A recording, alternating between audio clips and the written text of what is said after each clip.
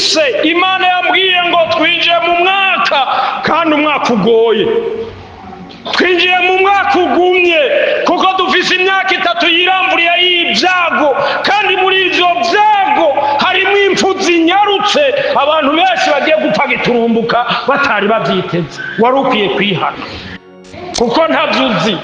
Mana yambwiye ngo ninze ndababwire mw'abantu b'Imana, Imana imaze gukarisha, yafoye umuheto, yamaze kwitegura ivyo kubica.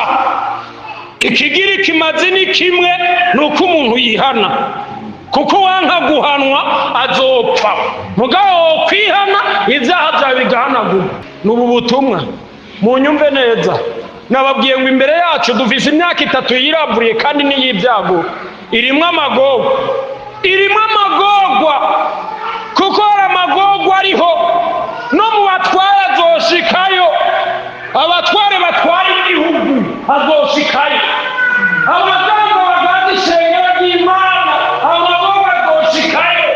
Dufise imyaka 3 yiramburiye kuko hari n'abari abaherezi bahora bakorera Imana, uyu munsi batagikorera Imana, mbere baza babivuyemwo, bagiye ngo bagiye. Yesu nadutabara. N'abariko bari bitwa ngo bakorera Imana, kuko Imana yambwiye ngo izokubita n'abitwa bungeri kubite, abitwa bavuga butumwa ikubite, n'abitwa pastori kubite, kuko nabo nyine hasigaye harimo abaruti. Ariko wumvira ijambo Imana yambwiye ngo igiye gushitsa, irazanye ibyago bikomeye, kuko Imana yambwiye ngo inzara abantu batari biteze. Hari imyaka y'ibyago kandi harimo n'imyaka y'inzara. Hari imyaka abantu bagira batere ntibimbure, hari imyaka bazotera ntibimbure, ivyo bari biteze ko bazorya babibure, kuko n'igihe c'Imana. Imana yavuze ngo ko abantu bayitaye n'abaherezi bakayita, nayo igiye kubata kandi izobaheba. Kandi abo bakwegeye ibyago isi, abantu bitwa b'Imana bakwegeye umuvumisi. Yesu nadutabara. Mwami Yesu, turagushimiye ko wemeye kuza kutucunga. Arakoze, arakoze, arakoze, arakoze, arakoze cyane. Ndashimiye Imana guhagarara hano imbere y'ishengero ry'Imana i Bugiri, kuko naheruka ngaha mu mwaka w'2020. None iyi tariki muri uku kwezi kwa kabiri k'uyu mwaka wa 2026, Imana isigaye kunyemerera guhagarara, kuko ari igihe naza ngaha nahaje mu kwa kabiri. Zari tariki 27 nanjye ndarabaho nazanditse zo kwa kabiri. Bari mufise amakorano tuca tuva ngaha tugenda umusanzu, rero niho naherukiriro. Imana nishimwe, Imana ishimwe. Rero turanezerewe, ndashimiye Imana kandi ndashimiye. Nuko dusome rero Ezekiyeli igice cya 7. Abasigaye sinja kuyasoma yose uko yagiye aragaruka inshuro nyinshi, mugabo kuko ariko Imana yabimpaye reka ndabivuge byose. Igice c'7 umurongo wa 5 mpereho, ariko cyane cyane umurongo w'8 reka mbere kuri 5, ariko umurongo nshimikiyo cyane umurongo wa 5 wa 8 uvuga ngo uko niko Umwami ahora hagize ati icyago cy'umugesera kiraje, umuhero urashitse urakuvundurukiye, uraje kuri igihano cyawe kirashitse. Wewe wibereye mu gihugu we, igihe kirashitse, umunsi uri hafi, umunsi wo kuvuza akaruru mu misozi, atari uwo kuvuza impundu. Umurongo w'8, none ubu mpava murekurira ku bushakashijwe bwanje,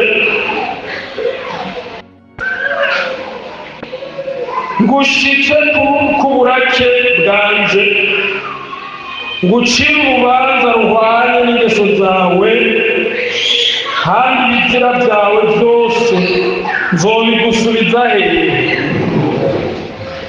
kandi ibizira byawe nzobigusubiza hehe. Aya matiro ngaho mugabo hari yasigaye. Turiko tuvuga ubutumwa bwiza kandi turiko dusozera ibihe n'ibikorwa. Hano twabonye ngo umuhera ahandi naho ngo igihano kirakuvundurukiye. Hano tubonye ngo mpava gusukako ubushangasigwe bwanje. Ninde ariko aravuga ibyo? Ngira ndetse ikinyamajwi muranyumva? Ngira gutya turabe ko munyumva. Yesu abahezagire.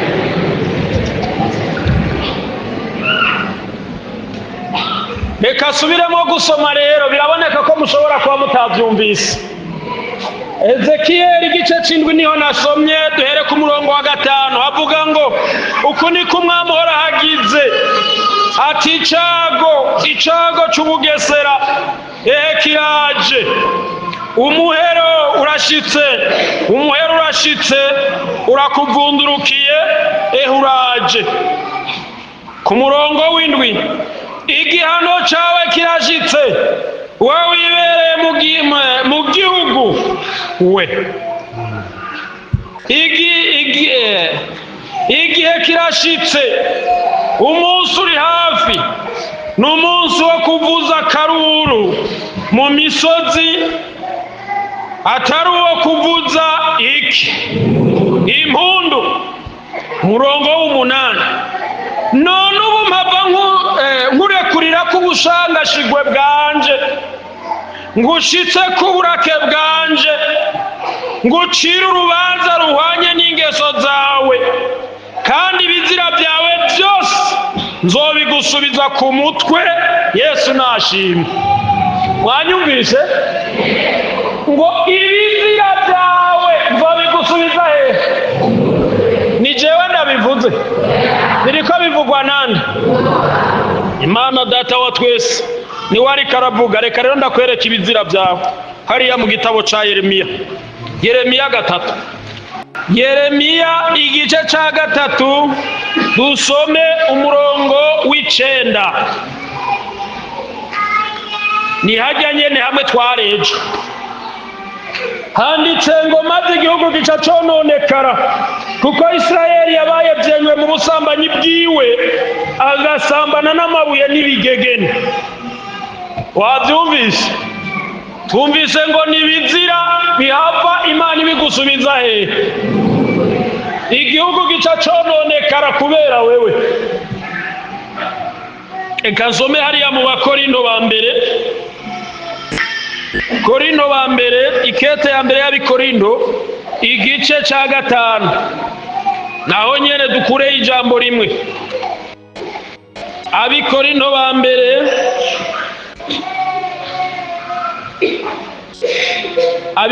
ba mbere igice ca 5, nsome umurongo wa mbere. Ubusambanyi bw'ishano bwabeye mu ishengero ry'i Korinto.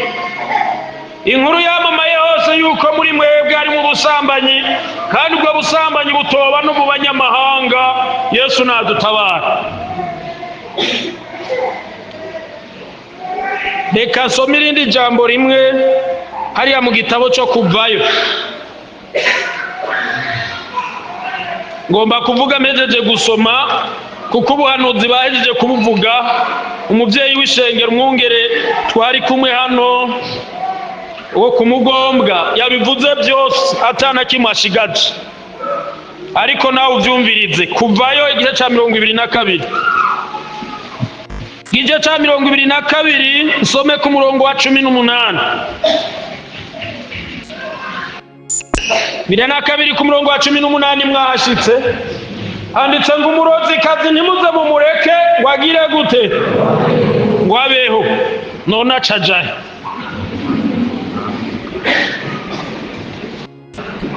Nta kibazo wumva?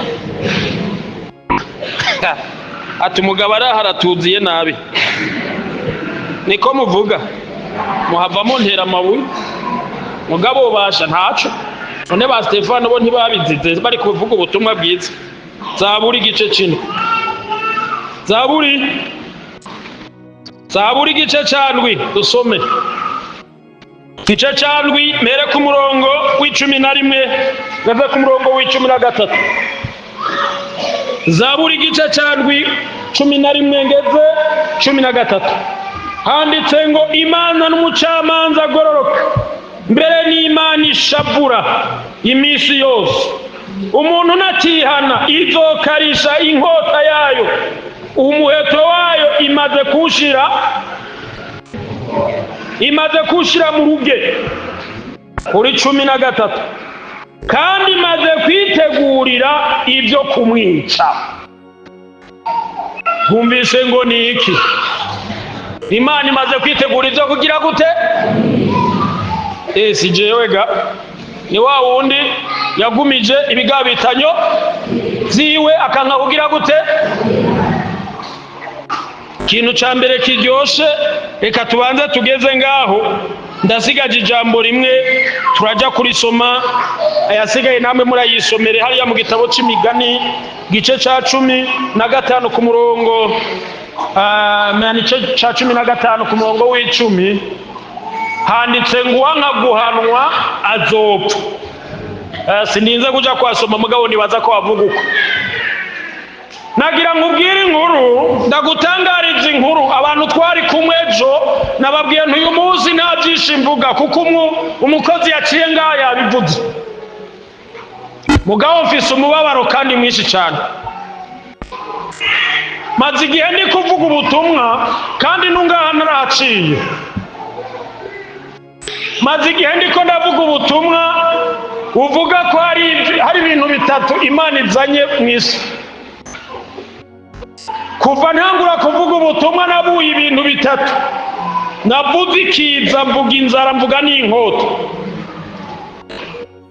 Haca ndemeshwa n'ijambo ry'Imana.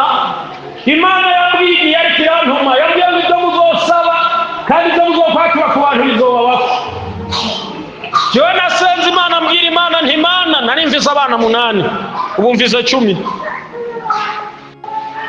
Nasenze Imana, mbwira Imana nti Imana, kuvuze kugira uzana inzara, kuko Imana yambwiye ngo ikintu kizotangurira byose ni inzara. Kandi ngira ndababwire naho twari tumaze igihe tujya tugahimba, Imana yambwiye ngo inzara yadodoye ku muryango kandi nta kindi kiyizanye. Nukuvuga ikintu kibizanye nuko abantu bari babyemeye bemerera Imana barihana, mugabo mu nyuma mwasubiye mu byo mwari mwaretse. Abasambana basubiye gusambana, abiba basubiye kwiba, abarozi basubiye kuroga, kandi bagata ko bakaza bakegera uruhimbi rwera. Ku munsi nababwiye ninagize umubabaro mu mutima, numva umunezero uraheze. Ikibazo ni kimwe,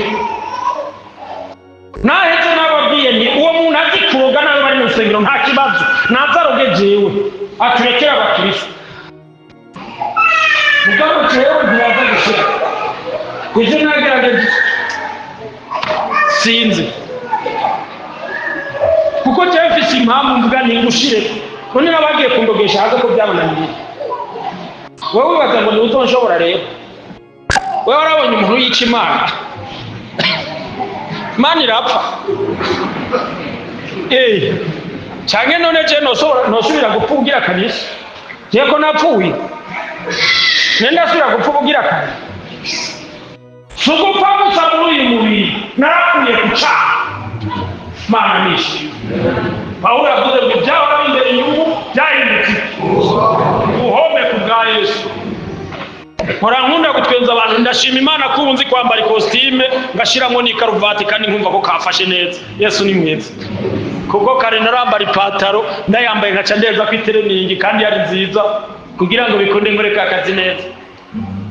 Nkambara ngashaza wamenga nari gushaza neza, n'ikoti wanashaka ngayishirako mugabo ngo nayishireko nkaca ndeza kwiyinda ukamenga ngiye kunyonga imoto, ukamenga ndi umumotari. Yesu ni sawa. Akiyoda kibutse karaca muna kwega. Ega Yesu yategiza abantu. Rero nariko ndavuga nti none ko napfuye ndacapfugira kare. Namagana nkababwira ntizana naho ugomba ushaka ugende kwa shetani aguha ubushobozi bwose afise uduge hanyuma ukubiteko basha jewe nyine ava ngaha tutakujanye ntizoba ari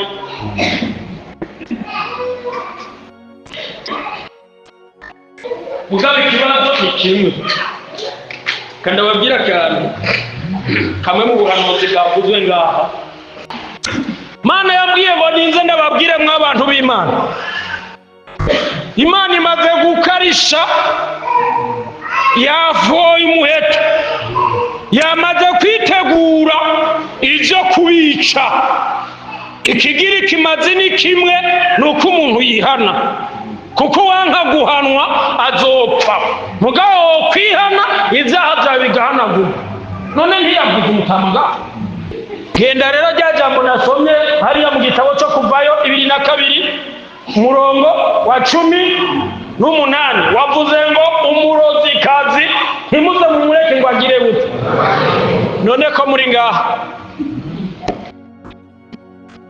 muri ngaha je ko nagumanya amagorwa no kwandika naranditse nagumanya amagorwa none kuri ngaha kandi uri umurozi aho dawe badara umurozi ni wa wundi ategura ingenda zo kwica bashoye kumwe bagera baraseze bashaje mwamugitse no tuzoguma twiberaho rega twijanda cyane ariko ega ntacyo dupfana Imana mwarimu mpora nibaza mwabadiyakoni kazi musasa ngaha murazohora musenga Imana kandi cyane kuko mwe muraza mugasasa mugaca mwitumukira mukigira kandi namwe mu protocole mukora mu ngoro y'Imana murazohora mukanura amaso haje mu protocole si byiza ko abantu basenga nawe ngacaguma humirice gose oya sibyo mu protocole bizaze n'umusirikare sawa kuko ubundi muzokwisanga bamwarimu babo maze kuko ahaga jewe nabigomoreye mugabizi inkombe z'imfisi ubundi Imana yampaye siko Imana yahaye uyu barashobora kumugabo barashabana mugabo je bakaza bagacica ko bakasubira neza barasubiye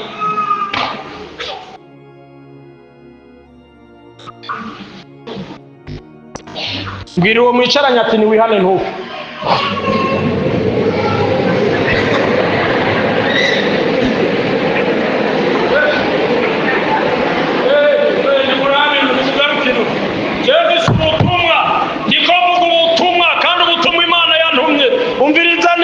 Imana iriteguye kandi nutihana Imana izoguhana siko none hindukira wo mwicaranye ndaguhaye uruhusha hindukira ntihagire umuntu agarariza mu rusengero hindukira wo mwicaranye murakoze nimugaruke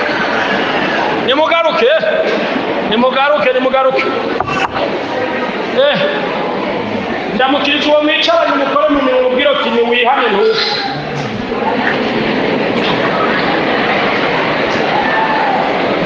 ahibisa imigenzo munyumve neza shengero ry'Imana umviriza neza nakubwira ubutumwa Imana yantumye Imana yabwiye ngo nindababarire kandi nibwo butumwa bumaze igihe bugomba kunyica kuko nagombye kugabira Imana reka ndababwira icyamperuka kwihana Imana yagombye kunyica kuko Imana yabwiye ngo caho waciye kandi je nta ruhusha nta n'ukuntu nari gusubira kubwira pasitori ngo ngomba kuja hanaka ngomba kuja hanaka ntavyo numva ngo subira aho waciye ngo uko abantu nagutumako abari bihane ngabajya basubiyeyo kandi nanjye nyashika ibyo nari navuze kandi nari nabakunze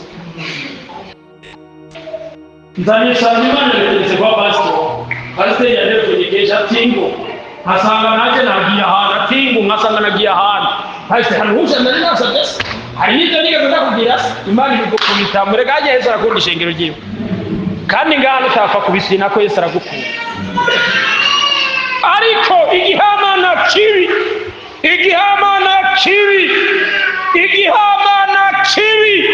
n'umuntu ari mu ngoro y'Imana ubutumwa bwavuzwe n'ubu gasigara wicaye kandi bakubwiye ibyaha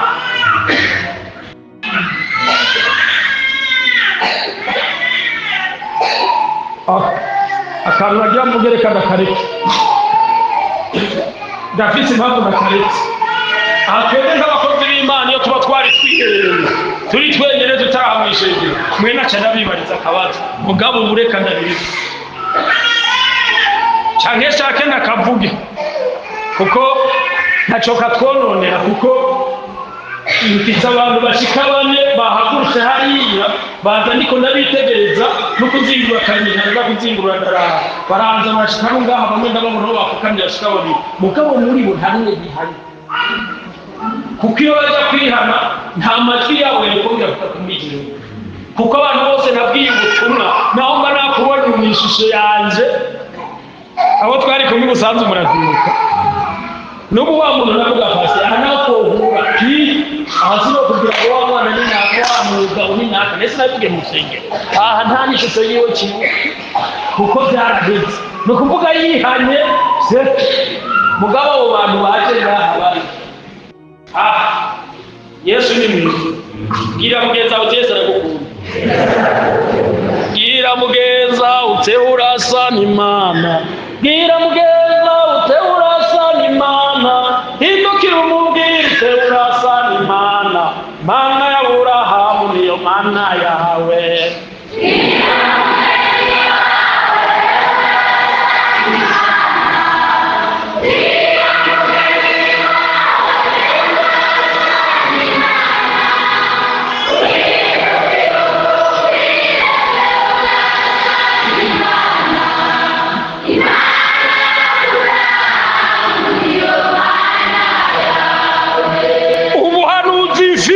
Imana yambwiye ngo twinjiye mu mwaka kandi umwaka ugoye twinjiye mu mwaka ugumye kuko dufise imyaka 3 yiramburiye y'ibyago kandi muri ivyo byago harimo impfu zinyarutse abantu benshi bagiye gupfa giturumbuka batari bavyiteze wari ukwiye kwihana kuko ntavyuzi ushobora kuvyuka ngaho ukaduga ugiye hamwe kwigara hariya hariho ukuntu numvise bahavuga bakahitirira umuntu kanaka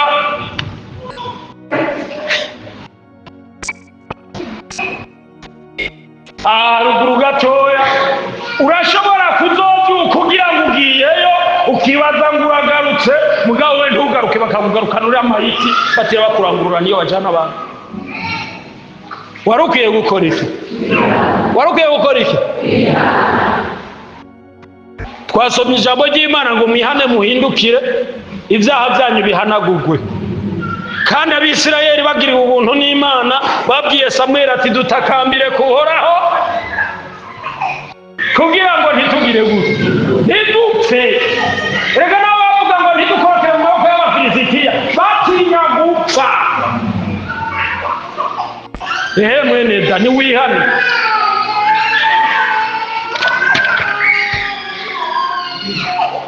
ndafise ibintu nkeneye kukubwira di Mana yambwiye ngo ninze ndakubwire mwabagabo mwarihanye ibyaha mugabo munyuma mubisubiramo mwabasore tubatunze umenga murabahungu kandi musigaye murabagabo mbere muza muharitse mwabapfasoni turabatunze umenga murabapfasoni mwiyubashe mugabo muza murabagore gaharitse nicaranye umubabaro uyu munsi kandi baraza ntibihana iyo wapfuma umera nk'abajya abandi bakagomba ukikumira hariya rega twebwe ntidutegurwa nuko tuvuze abantu ntibaze kwihana wewe wihanye ni ngombwa yawe twe na Mutama ngazeje kuvuga gusega twatishanye hari ibindi nitwahejeje se tweko turi indogoba gusa mwabagore umva mwabagore mwe mufise ingorane ngo barabaharitse mufise ingorane ngo bagabo barabaharitse ariko ubundi nawe uramwishise n'uruhara kuko igihe cyose wagiye muri ubwo buturashinge muri ibyo byaha by'urupfu Imana yarabibonye kandi ugira ingorane murubaka mwakoze ibyaha wanga kubyihana ngo kazima ngiye kubana n'uwo twayikoranye byakeza umuvumo kijya gihe wikora Satani yarabibonye kandi ko yarabibonye ikigufasha no kwihana kuko ubundi kwihanye n'ubuzokwamana amagogo ntugire ngo ubyaye gatatu, oya. Ntugire ngo ubyaye kane, oya. Ntugire ngo mbyaye kabiri, oya. Ikigira icyo igufasha ni kimwe, icyaha ntikibora, kibora kigiye mu maraso ya Yesu.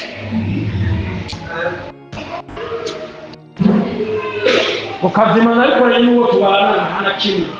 Muragenda imbere ya pasiteri arambika kwigazira heza kuko hafi n'umuntu wanje. None bashaka bigende guti impembo ni iyo nyene ukana mu magorwa. Wari ukwiye kwiha. Bakobwa hari n'abari bari babisubiramo. Uno munsi none ko mwabwira mu bw'ubuntu n'Imana mubwira mwubake kuri ko wita n'abagabo b'abandi. Nawe cyo kwawe ntibamwiruka uzoba uri kurakwe.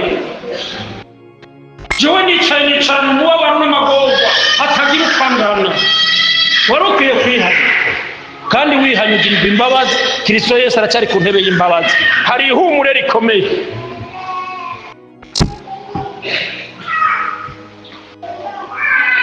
Mwari ririmba ihumuriza abo bariko bararira ubabwire ko dufise Imana. Humuriza abo bariko bararira babwire ko dufise Imana.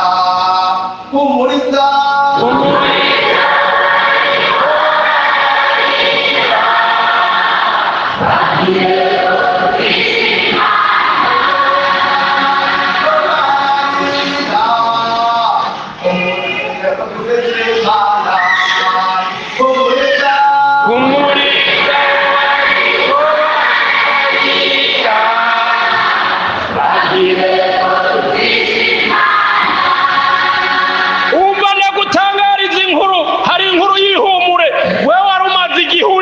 ukagira ubwoba ngo nzobyihana gute, mbere bizogenda gute. Mupfaso ndagufitiye ihumure. Mwabapfasha bapfasha gira gutya turaye kwa faso ni banyuma. Yesu abahezagira ndabafitiye ihumure. Hari ihumure rivuga ngo arababwira ngo genda amahoro urahari mu cyaha cyawe. Amen amen. Yesu nashimwe. Hari ihumure rivuga ngo ababwira ngo genda amahoro urahari mu cyaha cyawe. Kandi barinda namamura kutozana njera neze Imana igenda itondeka neza. Naho cyane hari amakorano nagiye hamwe Imana niye ngo genda nk'ugiye kubanza ngiye kwisomera Imana no gufasha ubanza mwene data. Nyasanga bafise amaterano ngiye kuvuga ubutumwa sinari ngo mpuye na passport nsanga ari passport nta hantu data ubutumwa gusanga ya niuranga cyo ishurira umwari barayambira turazohaca tuzobatunga naragiye passport y'amazi genda hajya aca twavutaniye narashitse na warashika Imana nishimye cyane abwira nyabantu mbehere abacarubanza barahari abaherezi Imana yizigiye ikabashira ku gikorwa kuko jewe igikorwa mfise ni kimwe gusa sijenjeje kuvuga ngo genda amahoro oya jewe ico jejwe ni kimwe nukukubwira inkuru y'agakiza ni wihana kandi ni wihana uzoja mu ijuru hama abacarubanza bari ngaho kandi bakubwira ngo genda iki bashingana ndabafitiye ihumure abatwari kumwe ejo bakobwa turaba abakobwa bari ngaheje tuzamako turaba Yesu abahezagira abatari bajejo kiriza namwe turabe abakobwa batari bajejo kiriza gose nta ngorane nibo beshe Yesu abahezagira ndabafitiye inkuru kandi abafitiye iganuke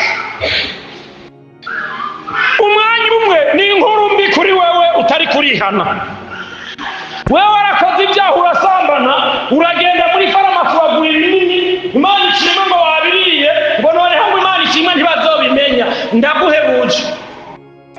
ndaguhebuje wowe uje kurindira nimba amezi abiri ubikoze naho wari ibinini nimba utazorya ibyo kuyikorora uribungeze kuko uhereye uyu munsi ukinyumvise none ko nawe nyawicaye uhereye uyu munsi ucumvise ijwi ryanje Imana irabiremye ibyo wari uzi ko byaheze Imana irabiremye ndagufitiye inkuru mbi niba agomba urahengera heze indwi zibiri gusa uca usubira kwa muganga niba atagupima ko wibungirije naho wamaze kuja mu bihe byawe bimwe izuba Imana ivamo nababwiye nifise umubabaro kandi mwinshi cyane kuko kuza ngaho ugahenda Imana rega si twere guheza kuza ngaho ugahenda Imana uje kwihana kandi utaje kwihana sibyo byatuzanye wari ukwiye kwihana Yesu nashimwe. Iyo mvuze kwihanira avuga ngo Yesu nashimwe, kuko umuntu yihanye abatsinze urubanza. Amen.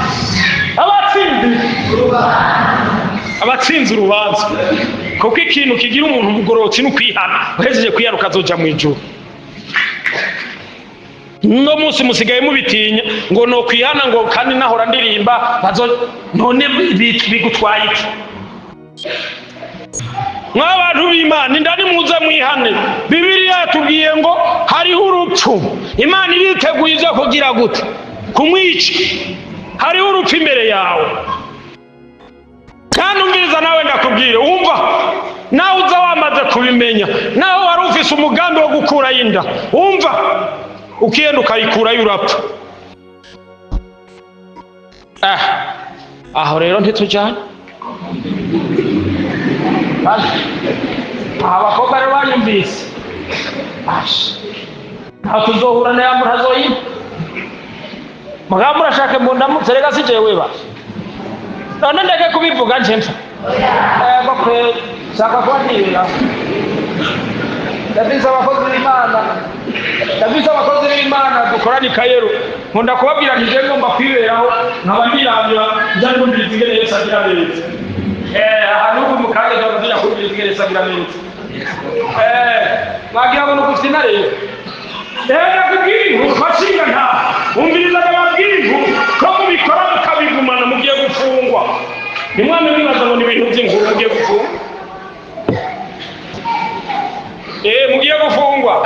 None ko mwarikoze none ubu imigambi muyirembeje ngo dukuremwo tugire nibi, wibaza ngo ntibizoca bimenyekana. Ngomba ndakubwire bimwe nabwira uwiruranga. Nari ruranga niko navuga ubutumwa. Icyo gihe Imana yari yambwiye ngo hari umuganga i Butare amaze kunyicira abana benshi, hari n'abakozi b'Imana bovuyemo mugabo barapfuye, ntimanukanywe no kubahora. Wibaza ngo yamaze imyaka ingahe mu mpimba? Niko ndasenga Imana, ndabwira Imana nti Imana nuvyerekane gusa mugabo umbabarire ntazogwe. Amaze y'imyaka 4 mugabo baramurekuye. Rega Yesu ni sawa, kandi yarasubiye mu kazi. Mugabo yavuze ati nzorinda mpfa. Yararahindahiwe nzorinda mpfa, gusa byase kwaza mu ishengero rya Pentecote ngo yihane neza, mugabo arafise ahari. Kandi ibyo mukubimenya niwe yanereje. Atebuga ni wewe aho cyubonye nte, ni wewe ateba. Ibimwavugira uranga rero byambaye ko nta arambarira ati none n'ubu haje umwana wa hanaka ngo ndamukorere iminda naso ntuzubire kunyicisha kuma. None nje nakwicishije muka. Rega sije we dena tisanze n'ukuri sanze Imana yabikoze.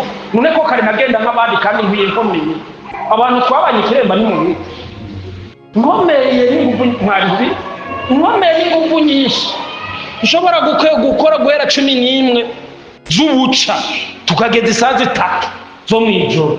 Kandi ntavuze ngo nyakiye. Ipawa ngenda ndateye. Ingufu nyinshi mugabo ubu nakindwe ndaka uwo kamanu ndagafata ukunda kaduga ni hamwe hajya singeze. Mwihane ibyaha byanyu bihanagurwe, kandi numara kwihana Kristo Yesu agufitiye iganuke rikomeye. Wihanye ugirirwa imbabazi, ariko nutihana hari urupfu imbere yawe. Gomba mbira mwabarozikazi muri mu rusengero rw'Imana mugenda kuruga mugatako mugakora ku ruhimbi gwera, nejo buca tubaha. Nejo ni buca twegera meza tuzobasangiza abandi nimutahakura urupfu simbizi. Reka mbigarukirize ngaho. Icoroshe nuko umuntu yokwihana kandi yihanya azoja mu ijuru. Yesu nashimwe. Umuntu yihanya azoja garukana umunezero. Jya mu mutima wawe rero, jya mu mutima wawe, jya mu mutima wawe urabe.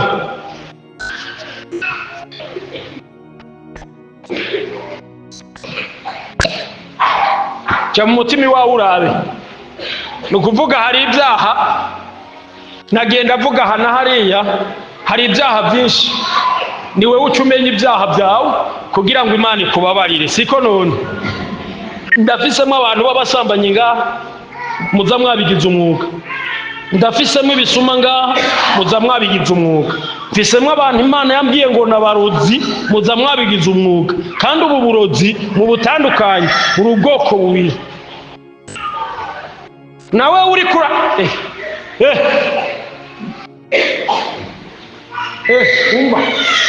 umva nibyo nakubariye uri kunyumva uri kunyumva mwafa uri kunyumva ahangiye ngaha hari impamvu ngiye naho wabwiriye uwo muti ukawuzana ugomba wo guha umugabo pasi hari n'ibyo batarakora kandi ako mpejeje kubivuga ndahejeje jewe ndakitse urubanza rwanjye ndaruhejeje naho wagiye kurondera umuti ngo ugomba kumuha sha narakunze abadamu bamwe ndakunda umudamu afite umugabo mugore umugabo agaca mwikorera akaruhuka iwawe kwa mwarimu ati mwari cyangwa umugabo byasi ndamuzanye imana impariye namwibwiye nabi ukunonderere mfasha musengere sha nanjye uje waje ndaryohe basha nibwo izibiri nzozimara nisonzesha mbwira imana nti mana nimba ubizi ko ndagukorera ujya muntu numwibuke mugabo abantu bagiye kumuronderera ngo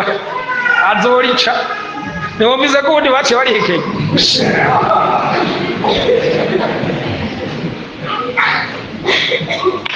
n'ubu butumwa munyumve neza nababwiye ngo imbere yacu dufise imyaka 3 yiravuriye kandi n'iy'ibyago irimo amagorwa kuko hari amagorwa ariho no mu batware azoshikayo abatware batwara igihugu azoshikayo abaganga bagana ishengero ry'Imana amagorwa azoshikayo dufise imyaka 3 yiramburiye kuko hari n'abari abaherezi bahora bakorera Imana uyu munsi batagikorera Imana mbere baza babivuyemwo bagiye ngo bagiye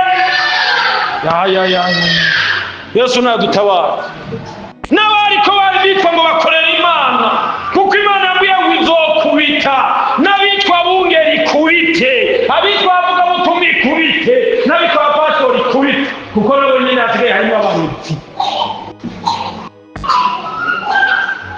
Mana heruka kunkura muhira injana ahantu ngira ngo genda utegere ujya mu nzu sinenda mu nzu nja kumutegera nsanga yitwa umupastori babyeyi aha jewe nejo nabivuze nimba hari abantu mwubaka n'intinya ni mwebwe kuko mfise impamvu reka ndavuze igituma si ukuva ko batinya gusa ndavuze igishuma reka nababwira akantu kamwe nibuka jene nagiye ravuye mu mubiri mugabo ingene pasiteri Fanuel yafatanye n'Imana sidabizi mugabo pasiteri Fanuel ngo afatana n'Imana igira ati Imana wavuze ko atawuzova twarayike wawe mugabo yike wacu twamuterenga ko kandi tugageze ko twe nawe twahora dusaba imbabazi bateye mu gajene n'araseze ati numvise baridiya nkumva n'abandi bava mu Rwanda n'abandi bava mu Tanzania baza bavugishwa kuri twebwe ati je namusenga Imana no warabuze mu Burundi wishuri kugira ngo cyatubwira nawe ati rero ngaho mu wakubita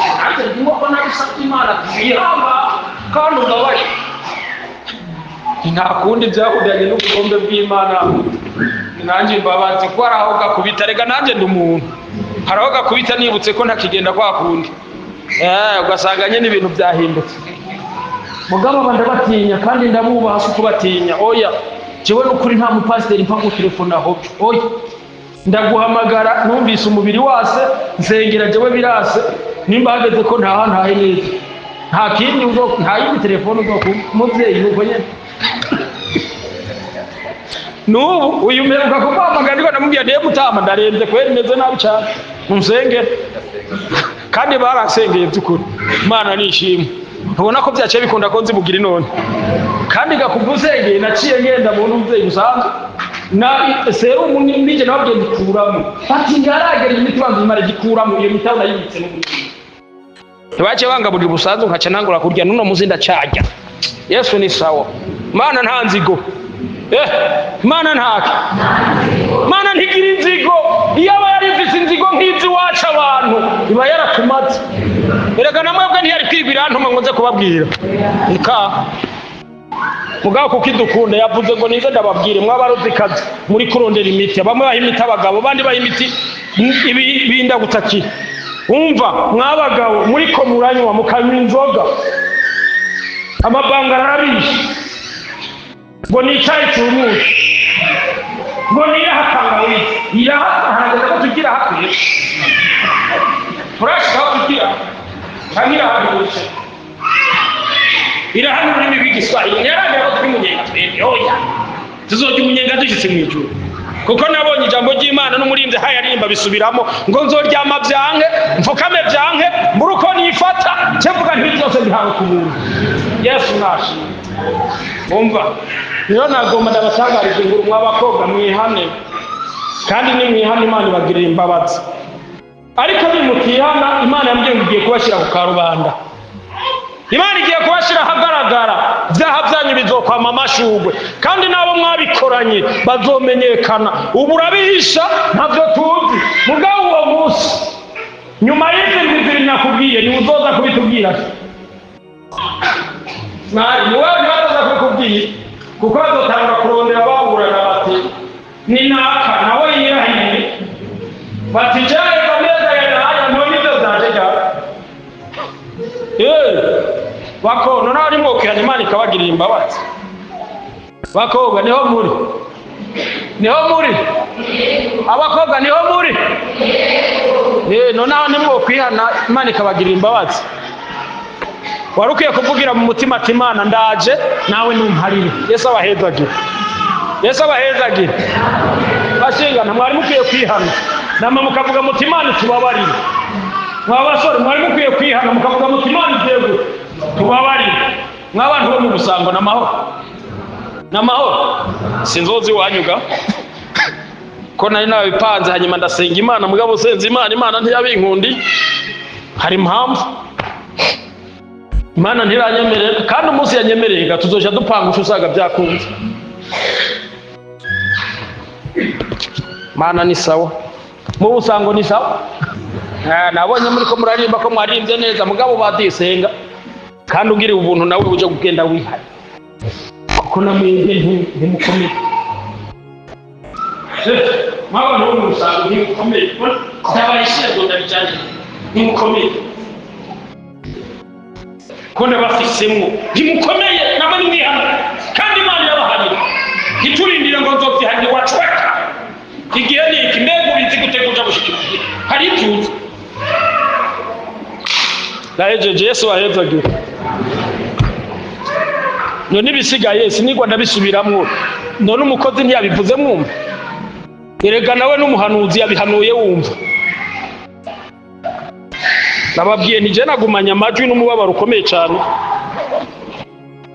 kandi rero twebwe uko bimeze ntituzanwa no kubagiriza ibyaha twebwe tuza kuvuga iby'Imana yatubariye nuwagirirwa ubuntu nubyihane ariko nutabyihana hari igihano gihambaye ku muntu atinzira kandi uwanga guhanwa azogira gute hari imyaka 2 imbere yacu imyaka 3 yiramburiye kuko uyu wowe tuza twamaze kumanyura hari imyaka 3 yiramburiye ni y'ibyago kandi bizokuba ko ntabyuzi n'urupfu rushobora kuza Imana ari kwiye kugirira imbabazi kandi wihanye neza Yesu araguharira kandi n'umunyembabazi nta kintu na kimwe icyakidaharirwa nikitihanywe gusa ariko ni wabigumako igumire ngaha ndazi ko Imana iriho kandi izobikora neza ifise inzira izobicishamo kugira ngo bikunde wibonere ko ivyo yavuze kwa rukuri Yesu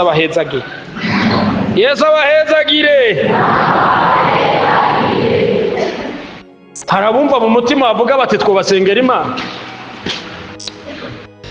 iby'inzigo n'amashari n'ibiki siniriwe ndabisubiramo nta mwanya mfise wo kwirirwa ndabisubiramo eka iby'inzigo n'amashari n'ibiki n'imanza muburana zitari zo n'ibiki nta mwanya mfise wo kubisubiramo kuko narabivuze ejo kandi bihagije umuntu avuga ati jewe ndabyumva mu mutima iki kintu no gicira urubanza ntuze bagusenge kandi nta kibazo kirimo hanyuma bakubwira ijambo rivuga ngo genda amahoro urahariwe ntuze bagufashe gusenga hanyuma bakubwira ijambo rivuga ngo genda amahoro urahariwe mwabana ntimupfisha amashure yanyu ubusa kuko ubundi urashobora kubigumana kuko Imana ifise uko imeze urashobora kubigumana ayo mashuri yawe akazopfa ubusa ariko kwihana ukagirirwa ubuntu n'Imana ukihana ukavuga ati ngomba Imana imparire ntaco buzi Imana itaguharira kuko Bibiliya ivuga ngo ibyaha by'umuntu naho byotukura tukutuku birera kurusha uko sheregi yera ikigira ico kigufasha nuko wewe watura icaha cawe ukavuga ati Mana naracumuye mparira, kandi Yesu arakubabarira. Nagira ndakwingingire kwihana, nagira ndakwingingire kwihana. Imburi cyangwa ubuhanuzi mfise, ubutumwa mfise, tuvise imyaka 3 yiyamburiye y'ibyago kandi biteye ubwoba, kuko Imana yambwiye ngo mu bintu ugiye kuzana kandi igiye gushitsa hari ikintu kije ikora, izokorera hejuru y'abantu, izokorera hejuru y'igihugu, izokorera hejuru y'ibihugu. Ibintu bigiye kudabangana, kandi ibyo mwari mwizigira ko bishoboka musange bitagishoboka. Ko wagira ubuntu n'Imana, unamika amaso, unamika amaso wowe urabe mu mutima. Reka kuraba bariko baraza gupfukama, oya wewe unamika amaso. Hanyuma namwe bakozi b'Imana tubafashe. Mu kubafasha naho ico wumva ari ico udashobora gucira urubanza, nababwiye ntababijejwe bari hano, kandi nta rindi jambo baja kubabwira, bababwira ngo genda amahoro urahari ibyaha byawe, ku muntu avyihanye neza. Ariko wewe ico udashobora ubabwira uti rindira wavugana n'abakozi kuko bari ngaha, ariko ari ico ushobora mubwira uti urahari we genda amahoro. Kandi Kristo Yesu yiteguye guharira umuntu, nawe ni wiyicarire, iyicarire. Mugabo nabasabye ngo nimwuname, umuntu wese niyuname kandi asenge mu mutima, kuko nawe ivyo ndiko ndavuga birakuraba, nawe wasigaye wicaye ibi ndiko ndavuga bizokubako, kandi ndazi ko atagiye gisigaye utabibonye. Kuko Imana yambwiye ngo nindababwira ibi, hari ibyago, hari igihano kije, kandi nikizoraba. Kuko umviriza neza, abaherezi barivanze, abitwa abaherezi barivanze, abitwa bavuga butumwa barivanga, bivanga mu byo batari bakwiye kwivangamwo, bivanga mu byaha. Abativanze mu byaha bivanze na politike, ariko twebwe sizo turimwo, turiko turonderera Imana, twimburira Imana kugira ngo bikunde abantu b'Imana bazoje mu ijuru. Wari ukwiye kwihana neza, kandi wihanye neza uzoja mu ijuru, ariko nutihana neza gikono kitakurindiriye.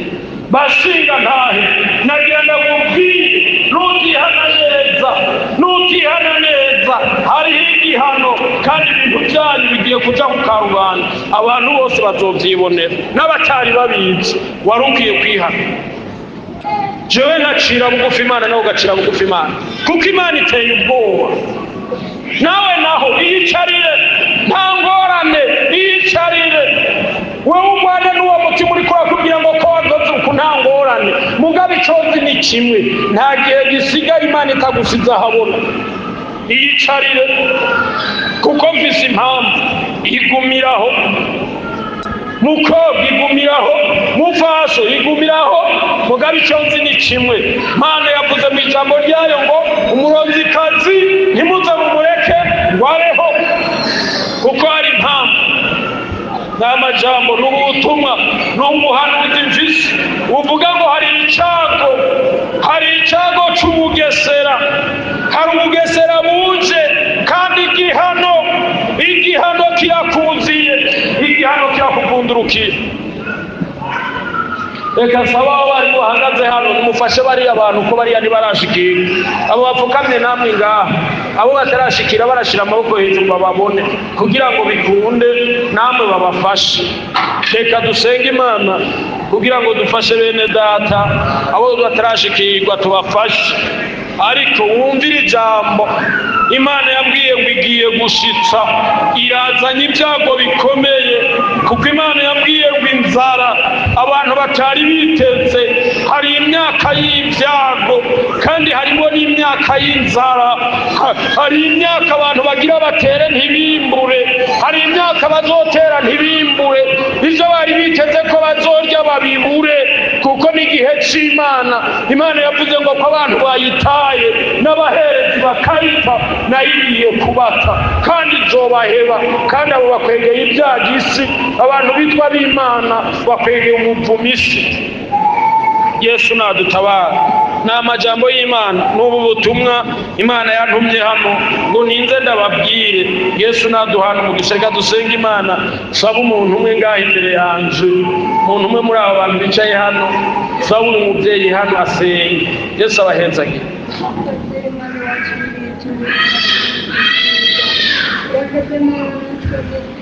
Ufite icyo mubaza murashobora kutwakura ku nimero 64 ubusa 90 amajana 365.